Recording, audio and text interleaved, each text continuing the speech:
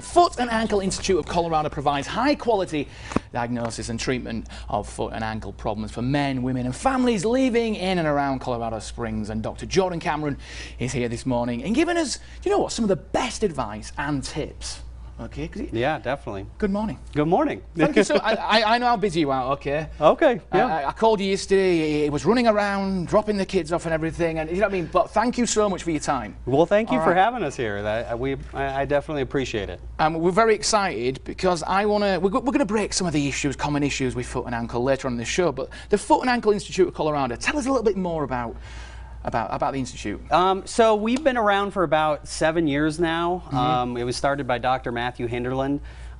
He moved to the area, decided he wanted to kind of open something that he could deal with foot and ankle issues and treat people like we would want our own family treated. I mean, that's awesome. The main principle of what we try to incorporate in our practice is if our family had to go see a foot and ankle doctor, we would like them to be treated like we want to treat people. Fantastic. I've heard so much about you. Well, thank you. I really have.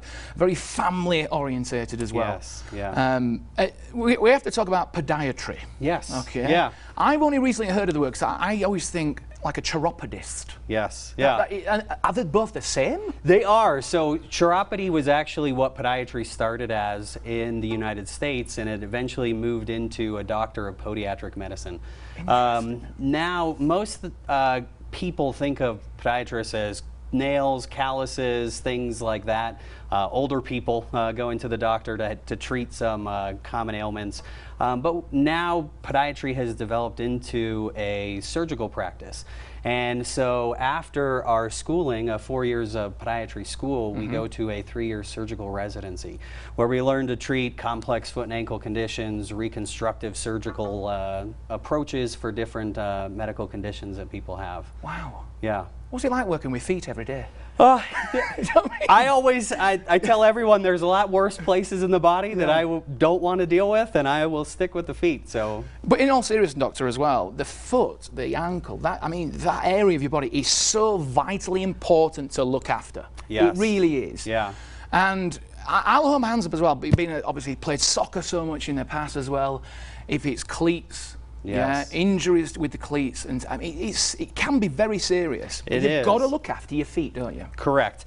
And it's very complex. There are 28 bones in the foot, and that's not including the ankle. And the ankle in and of itself is very complex in the way that it moves and the way that it functions. Yeah.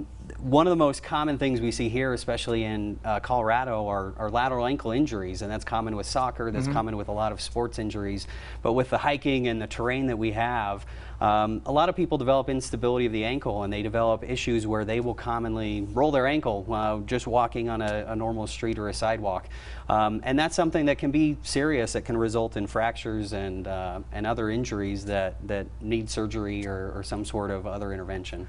It's funny you mentioned that. I've done that 3 times, many years ago, and my ankle just turned. Yes. And you didn't really think anything of it. A few days, you just carry on walking. And then the time I did my Achilles tendon, yes, I partial teared the back of it, which we'll talk about later on in the show. The doctor said, how many times did your ankle? It could tell with the is it metatarsals? Yeah. Yes, I listened in biology, thank you. Yeah, and he could just tell. Correct, yeah. With the history of everything that happened to my ankle. Yeah, that's one of the most common causes of ankle sprains is having a previous ankle sprain. So once you do it one time, you become a lot more likely to do it again, and the more you do it, the more possibilities you have of injuring yourself. Fantastic. Doctor, we're going to catch up later on in the show. We're going to break some of the common issues, aren't we? We're going to pick some out.